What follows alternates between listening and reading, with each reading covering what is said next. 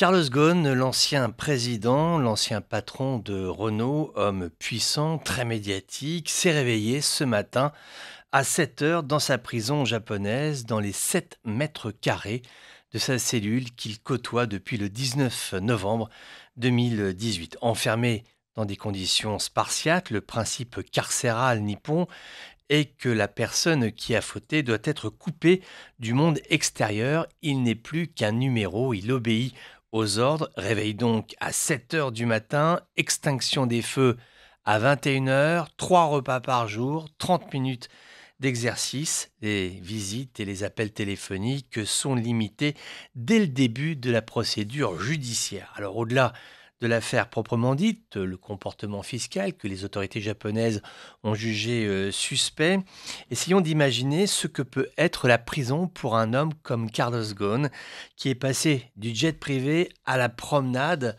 derrière des grillages. Ses journées de 24 heures n'y suffisaient pas pour faire tout ce qu'il avait à faire, présider un groupe international capable de produire plus de 3 millions de véhicules par an, c'était en 2016, des dizaines de milliers d'employés à travers le monde, des accords entre majors de l'automobile, une vie de chef d'entreprise du CAC 40, donc une vie de fou, une vie sans véritable vie, une vie de travail. Alors qu'il est à l'apogée, eh bien, il s'est soudainement retrouvé derrière les barreaux sans savoir quand il en sortira. Carlos Ghosn est passible de 15 ans de prison, il a 64 ans.